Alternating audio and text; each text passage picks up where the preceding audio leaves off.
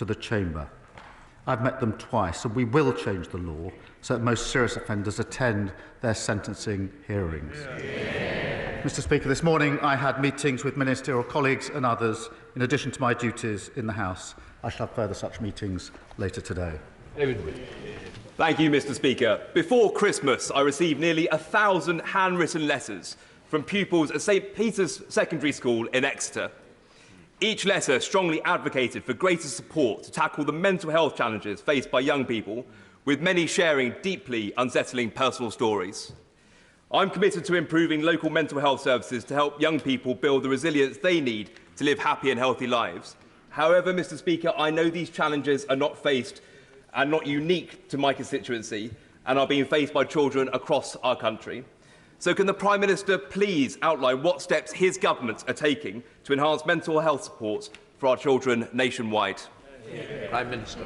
Well, I thank him for raising an issue of huge concern in his constituency and in all constituencies. Far too many young people are not receiving the care that they need. So we will provide access to specialist mental health professionals in every school, recruit an additional 8,500 staff to deal with children and adult mental health services, and roll out our Young Future hubs in every community. Thank you, Mr. Speaker. Marcus Campbell-Savers. Thank you, Mr. Speaker. My right honourable friend will understand the importance of farming to the economy of my constituency in Penrith and Solway and Cumbria as a whole.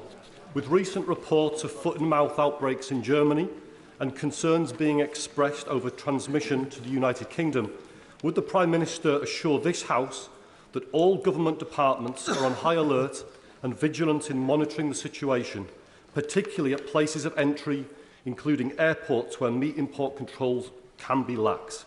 We must avoid the disaster that this would bring to UK farming. Prime Minister. Thank him for his question. We will do whatever it takes, Mr. Speaker, to protect farmers from the risk posed by foot and mouth. And that's why we acted swiftly to ban the imports of cattle, pigs and sheep and their products from Germany to protect farmers. We will not hesitate, Mr. Speaker, to restrict imports from additional countries if the disease spreads. We will keep the situation under close and careful review. Leader of the Opposition, Kemi Badenoch. Mr. Speaker, can I take this opportunity to welcome the release of hostages, including Emily Damari, from barbaric captivity? I also know that the thoughts of many will be with the victims of the Southport killings. There are important questions to answer, and I will return to those after the case is concluded. Between 2009 and 2022, the OECD found children in England rose up global league tables in maths, reading and science. Conservative government action means English schools now top the Western world at maths and reading. The Prime Minister's Schools Bill, which is being voted on in committee this week, reverses the improvements that made this happen. This bill is an act of vandalism. It is wrecking a cross-party consensus that lasted for decades. Why does the Prime Minister think that so many school leaders are criticising this bill? Prime Minister. Mr. Speaker, it was Labour that introduced academies in the first place to drive up standards. Academies are here to stay and will continue to drive up standards. That's what the bill is about. But also in that bill are important provisions for protecting children, including a provision to stop abusers taking children out of school, a unique identifier to ensure the whereabouts of all children are known. What did the Leader of the Opposition do? She instructed all of them to vote against those measures. He didn't even bother voting on that bill, Mr. Speaker. And he talks about safeguarding measures. That's not what the issue is. It's about the reforms that he is changing. We have an example of where these reforms were not introduced. Wales, which has been under Labour control for 2 decades. Welsh educational outcomes have tumbled down international league tables. Poor children in England now do better than wealthier children in Wales. This bill denies children the guarantee that their failing schools will be turned into a better academy. It is an attack on excellence, it is an attack on higher standards, it is an attack on aspiration. This bill is the worst of socialism, Mr. Speaker, and isn't it deprived children in England who will pay the price? Mr. Speaker, as I said, we introduced academies, we're committed to them, we're driving standards up. But this bill is important because it also sets up breakfast clubs for the very children that she claims to champion. It limits the expense of school uniform and it puts in place vital protections for children. She has to answer the question, why did she instruct all of them to vote against child protection measures? Mr. Speaker, the Prime Minister thinks that he can distract people from what is wrong with this bill.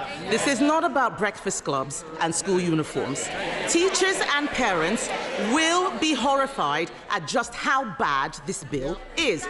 Even his own MPs may not realise it, but the bill will cut teachers' pay. It cuts pay for 20,000 teachers. His Education Secretary says there is not a ceiling for pay. They're all shaking their heads. They clearly haven't read the bill. She hasn't read the bill either. Because Clause 45 means teachers' pay will be capped. Did the Prime Minister know that the bill, as it stands, will cut teachers' pay? Prime Minister. Mr. Speaker, we do need flexibility in our schools. And if she'd hopped off social media for a while, she would have seen the amendment that was put down this morning to achieve that end. But she says this bill is not about child protection. We had a young child killed who was taken out of a school by an abuser. This bill closes that gap. That is urgently needed. We have children who have not gone back to school since COVID. This bill closes that gap. She can make her points on academies. We can debate academies, but to vote against the bill is a disgrace on all of them. This is nonsense, Mr. Speaker, and the amendment he's talking about does not address this issue. He raises academies. That's exactly what I'm talking about. Like every other parent, I believe all our children should have the best teachers. Apart from cutting their pay, listen to what the head of Year 11, Mr. Speaker, at Michaela, the head of Year 11 at Michaela, the most successful school in the country, came from the armed forces. The headmistress says that with Labour's new rules, she would never have been able to hire him. Those are the academy freedoms I'm talking about. This bill would have blocked that veteran from teaching. The bill implies that doctors are not sufficiently qualified to teach biology, that Olympic medalists can't teach PE. Why is the Prime Minister closing down routes into teaching when we should be opening up more? She knows that's not right. No, it's not. Look at the provisions in the bill. But to say there ought to be qualified teachers in our schools should not be extraordinary or opposed. And we had far too many examples in our secondary schools under their watch of teachers missing when we needed maths teachers. They championed maths. We didn't have enough maths teachers in our secondary schools, and I want every single child to have the best possible education. The facts speak for themselves. The standards went up under Conservative governments. What we need to know is who is benefiting. Mr. Speaker, everyone is asking who is benefiting from these changes. It's not teachers. Their pay is being capped. It's not parents. Their choices are being restricted. It's definitely not children. Their outcomes will get worse. So who is benefiting? It's the trade unions. The National Education Union sent out a tick list proving that after a decade and a half, they are finally getting their way. Why is the Education Secretary allowing trade unions to run her department and ruin children's education? The bill benefits the children who need the nourishment of a breakfast club.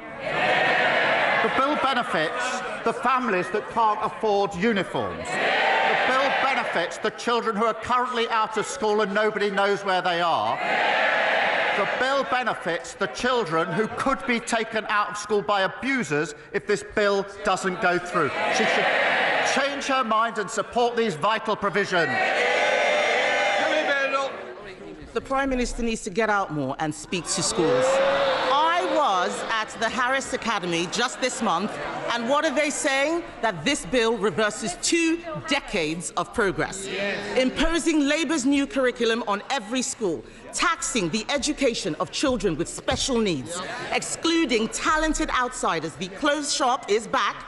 This is pure educational vandalism. And alongside these attacks, removing single-word Ofsted judgments so parents cannot see the standards slipping. It is the same old Labour. Bad outcomes for all children, excellence for none. Mr. Speaker, I know what it's like to go to a school which didn't care about standards. This is a tragedy in the making. The key changes in this bill were not in their election manifesto. Isn't that because he knew parents and teachers would reject them? Parents and teachers know we introduced academies. Parents and teachers know we're driving by standards. We're committed to them. They're part of the future. We will continue to focus on standards. And she talks about special needs. She's got a nerve. I don't know. And they know it. Remember them. They have asked me questions, these Prime Minister's questions, about the appalling situation of special needs under their watch. We're going to fix that mess like we're fixing every other mess. Thank you, Mr. Speaker. Parents should feel confident that when their child is sick, they can take them to their local hospital to be treated as soon as possible. But last year, when my son was having difficulty breathing, like many parents, I couldn't take him to the Alexandra Hospital in Redditch, as paediatric services were temporarily closed in 2016 and have never been reinstated. As part of this government's record investment into our NHS, would the Prime Minister agree to meet with me to explore ways to enable local integrated care boards to reinstate critical services for growing towns like Redditch? Prime Minister. Well, I thank him for raising this important issue, and I know he's campaigned on it for a very long time. We are putting, Mr. Speaker, a record £25 billion investment into the NHS as part of our plan for change. Building an NHS fit for the future means places like Redditch will see lower waiting lists and services that reflect their needs. Whilst, Mr. Speaker, responsibility over service rests with the appropriate NHS Commissioner, I will ensure that he gets a meeting with the relevant Minister to discuss the issues. Leader of the Liberal Democrats, Sir Ed Davey. Thank you, Mr. Speaker. Can I echo the Prime Minister's opening remarks about the Southport killings and the Holocaust Memorial Day? Can I particularly join him in expressing our immense relief at the release of Emily Damari and celebrate the fact she's back with her mum, Mandy, and the rest of her family. Let's hope we can get all the hostages released as soon as possible and the ceasefire turns into a lasting peace. Mr. Speaker, last week I urged the Prime Minister to speed up the Social Care Commission so we can get the changes people need implemented this year. The very next day, it was announced that the chair of the Social Care Commission was also going to chair another important inquiry into grooming gangs. So the Prime Minister says that the job of chairing the Social Care Commission is so enormous that it's not possible to complete it within 3 years. Yet he also says that the chair of that commission, Baroness Casey, has got enough free time over the next few months to chair another inquiry. Can the Prime Minister explain how both these things can be true? Mr. Speaker, Baroness Casey is well placed to conduct the audit into grooming gangs, given her hard-hitting report on exploitation in Rotherham. It does not, he raises the issue, it does not affect her work on the Independent Commission on Adult Social Care, which begins in April. But as he knows, that report, the first part of that report, will report next year, so we can deliver recommendations as we receive them. And he knows that already we're introducing fair pay agreements, providing more money for the social care funding, and putting up the allowance. So we're already taking steps. There'll be a two-part report. We will act on the recommendations as they arrive, but this needs to be done properly. Sir Ed Davey. I still don't think the Prime Minister is making social care reform the priority that it needs. It's urgent. And so I'm going to keep coming back to this and holding to account. But, Mr. Speaker, turning now to the United States, can the Prime Minister guarantee that he will not sell out Britain's fantastic farmers to Donald Trump in a trade deal that undermines our high food and animal welfare standards in the way that the Conservatives sold them out in the Australia and New Zealand deals. Prime Minister. Mr. Speaker, we will work with the US, we will work with other countries, but we will never lower our standards. Durham Puffy. Mr. Speaker, thousands of my constituents across Southampton Itchen have had to put up with years of misery because of unsafe fire protection in their own homes, developers dragging their feet and leaseholders having to foot the bill for mistakes they didn't make. Does the Prime Minister agree that enough is enough and it's time for developers to make all homes safe? And will he reassure leaseholders who bought their homes in good faith that this government has their back? Prime Minister. I thank him for raising this really important issue. Too many buildings are still unsafe and the speed of delivery has been far too slow. Our action plan sets out measures to identify buildings at risk and fix them faster. And my message, Mr. Speaker, is clear. The funding is there to fix this, and there's no excuse not to deliver for residents. Adrian Ramsey. Thank you, Mr. Speaker. Expanding London's airports and building a third runway at Heathrow would be incredibly irresponsible in the midst of a climate emergency, flying in the face of the Climate Change Committee's advice. The Prime Minister clearly knows this because he and 7 Cabinet colleagues voted against a third runway at Heathrow in 2018. So can the Prime Minister confirm what is his position now? Prime Minister. Mr. Speaker, I'm not going to comment on speculation. He knows that we are, as a government, we are committed to growth, we're committed to the aviation sector and to our climate obligations. But I'm not going to take lectures from those who talk about climate change but oppose vital renewable infrastructure in their own constituency. Solar farms. Thank you, Mr. Speaker. In Swindon North, we have the Panatoni Park development. It is one of the largest employment developments in Europe. It's got massive potential for growth. Will the Prime Minister join me in acknowledging the site for boosting economic growth in not only my region, but the country, and will he come and visit it with me? Thank you. Prime Minister. At the heart of our plan for change is growth, Mr. Speaker, to fund our public services, create good jobs and raise living standards across the country. He's right to champion one of the largest brownfield sites in the UK, which could create over 11,000 jobs on site and add £1.2 billion to the economy. It underlines the importance of this government bringing economic stability, creating the National Wealth Fund and driving up growth. Luke Taylor. Thank you, Mr. Speaker. Recently, the Prime Minister visited Epsom Hospital, where he committed to not just paper over the cracks in the NHS after years of Conservative lies. Yet on Monday, his government confirmed that our St Helier Hospital will develop these wounds and the hospital will crumble. Mr. Speaker, St Helier Hospital will not survive the delay this has introduced. People will die and NHS staff will break. So I ask the Prime Minister, will he apologise to my constituents as they wait years for a new hospital building? And will he visit the hospital with me to witness firsthand the dire situation our residents face? Prime Minister. Well, Mr. Speaker, he's right to raise the concerns of his constituents, and I'm not surprised that they're frustrated or even angry at the lack of delivery under the previous government. There was no credible plan. Mr. Speaker, they shut. Let me read the Infrastructure and Projects Authority's verdict on what we inherited. This is their words. There are major issues. Prime Minister. Mr. Phil, I expect better from the front bench, and I'm sure you're going to show better, Prime Minister. I think he was Liz Truss's right-hand man, so we wouldn't expect anything else. The verdict on the plan that he is talking about was this. Major issues, this is their record, they should be chuckling, major issues on the definition, the schedule, the budget, the quality and the delivery. It was a fiction, always was. Joe Platt. Thank you, Mr. Speaker. Alongside Greater Manchester MPs, I recently met constituents who shared distressing accounts of malpractice by a spinal surgeon affecting many across the region.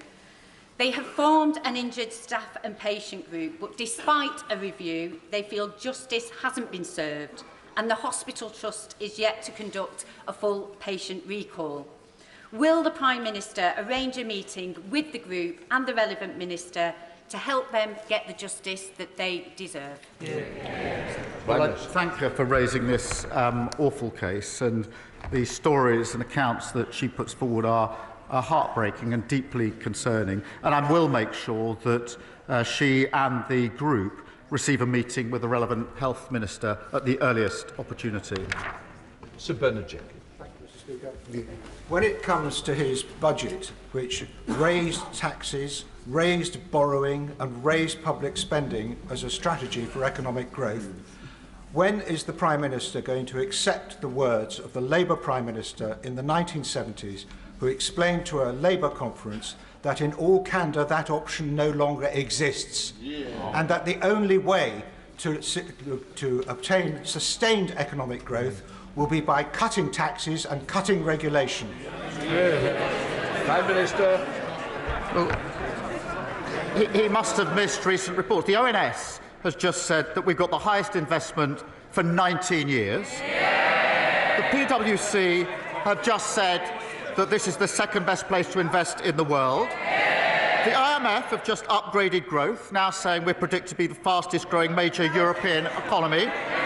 Wages are up and inflation is down. That's after just 6 months. Rosie Writing. Thank you, Mr. Speaker. Kettering General Hospital is where I was born and cared for as a premature baby. But after 14 years of the Conservatives underfunding the NHS, that same maternity ward is partially closed because of RAC. And after giving birth, mothers are transported outside through the car park to receive postnatal care. So will the Prime Minister visit Kettering General to discuss how we can support services like the maternity ward and while we await our rebuild? Prime Minister. Well, she's been a determined champion of Kettering General Hospital, and rightly so. And there are deep anger about the delay to the works because of the failure to have a plan on the party opposite. But while we implement our affordable and deliverable plan to build a new hospital, I can reassure her, Mr. Speaker, that the RAC identified at Kettering General is being mitigated and replaced through the National RAC programme. Mike Martin. Thank you, Mr. Speaker. Before Christmas, Lord Robertson, who's leading the Strategic Defence Review, came before the Defence Select Committee and told us that he couldn't guarantee that the strategic outcomes from the review would be fully funded. Recently, we've also heard in media reports that the review might be delayed until the autumn, so that's a delay of 6 months. Will the Prime Minister take this opportunity to state categorically to the House that the Strategic Defence Review, with its important requirements for the defence of our nation, will be fully funded and delivered on time? Prime Minister. Of course, we're committed to that because this is a serious review into our defence. It needs to make sure that we understand the challenges we face and have the capability to deal with those challenges in the modern era. So that's the exercise that's going through. We've committed to the path to 2.5%. As he knows, the last time 2.5% was spent on defence was under the last Labour government. And that is the difference between the approach on this side of the House and the approach on that side of the House. Harpley Temple. Huddersfield Royal Infirmary has recently reduced its elective waiting list from a high of 4,000 to just 20. Will the Prime Minister join me in paying tribute to NHS staff at my local hospital?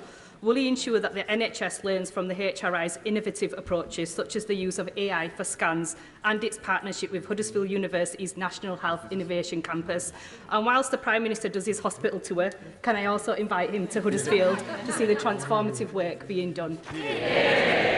Look, can I thank her because the achievements of the hard-working staff at Huddersfield Royal Infirmary prove that you can bring down waiting times through our plan for change. And it is important we're applying that best practice and innovation across the NHS. We must do more. We inherited record waiting lists and we are now bringing them down.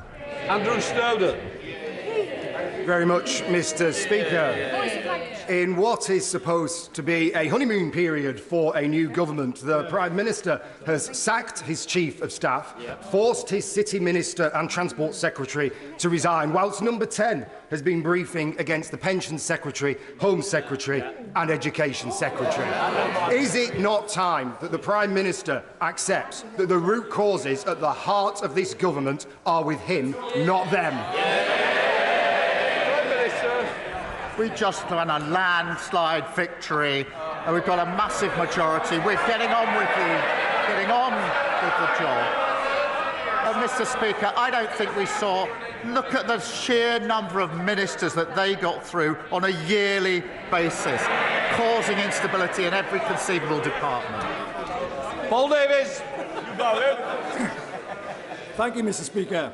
In 2016, I was diagnosed with colon cancer and had excellent treatment at Huddersfield Royal Infirmary. I was one of the lucky ones, as the Tory governments after 2015 failed in the fight against cancer, with over 380,000 patients in England not treated on time. What assurance can the Prime Minister offer Colne Valley residents that the reforms and extra investment he's announced will address this issue? Prime Minister. Well, can I start by wishing him a speedy recovery from his recent treatment and thank the doctors and nurses who treated him. Under the previous government, there was no progress made in diagnosing cancer at stage 1 and 2 between 2013 and 2021. That is an appalling inheritance. We are spending £1.5 billion on new surgical hubs and diagnostic scanners to ensure cancer patients get the care that they need. Thank you. Thank you, Mr. Speaker.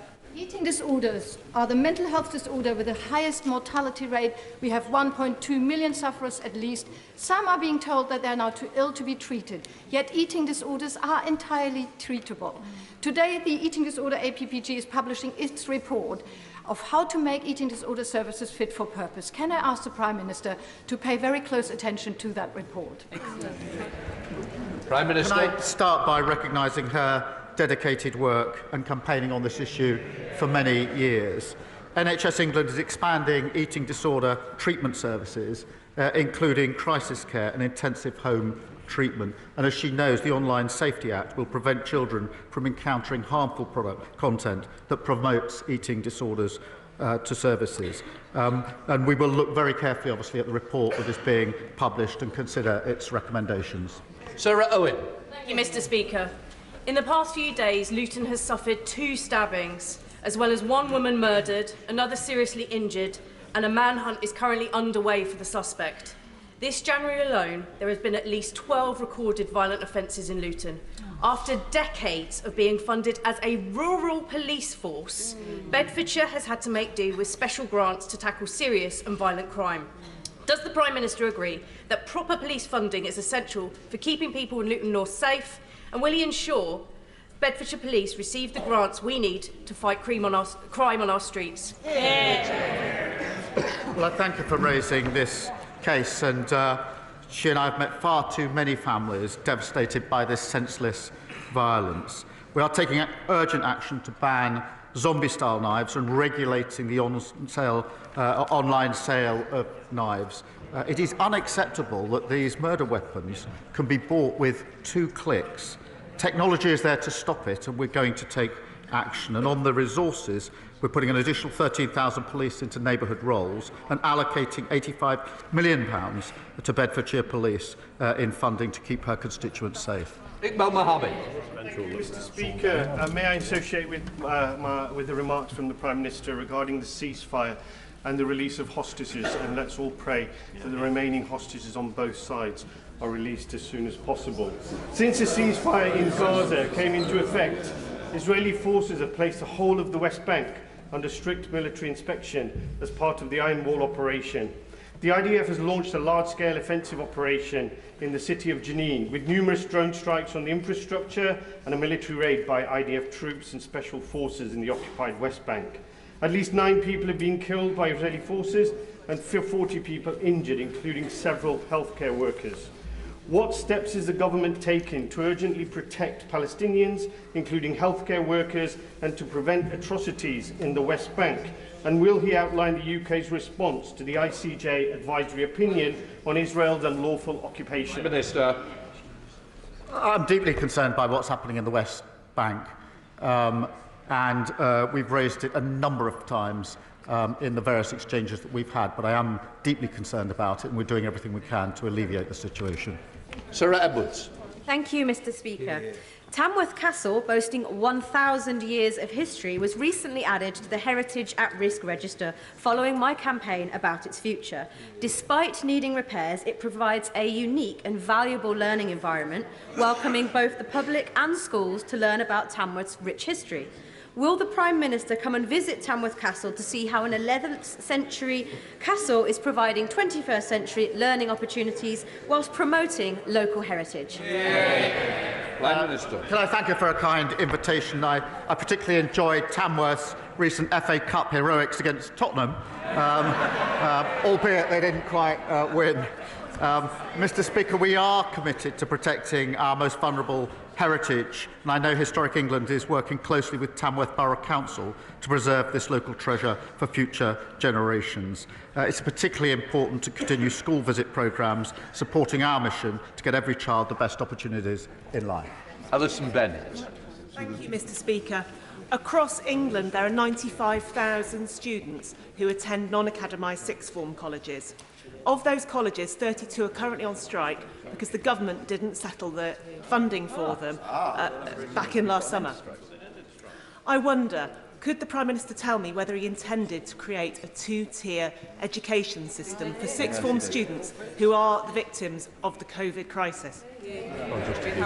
Prime Minister. We have put more money into colleges, and it's really for them to deal with these disputes, as she knows. Lee Ingham. Mr. Speaker, from Stafford to Eccleshall to Loggerheads, my constituents are sick and tired of having their properties and businesses devastated by flooding. The last Conservative government did not invest enough in flood prevention measures to stop this from happening. Can the Prime Minister assure me and my constituents that he will prioritise flood prevention investment before the homes and businesses on Sandon Road in Stafford disappear completely into Sandyford Brook? Prime Minister. Well, my sympathies go to her constituents. Far too many are experiencing terrible flooding. I visited there last year and met them, and they talked me through the misery of their experience. We inherited flood defences in their worst condition on record. We are now investing £2.4 million in flood defences to better protect communities, and committed £60 million to support farmers impacted by the extreme weather. Rebecca Smith. Thank you. 2-year mortgages have hit 5%. Borrowing is billions above forecast. Retail sales have slumped. Does the Prime Minister still believe the Chancellor is doing a good job? I thought she was just reading out their last record.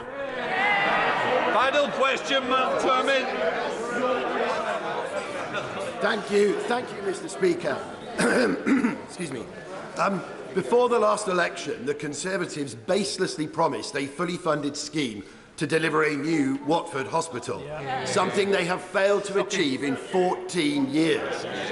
Does the Prime Minister share my frustration and that of my constituents that they unforgivably failed to budget for its construction, and Watford will only get its new hospital built and paid for thanks to the properly planned approach of this Labour government?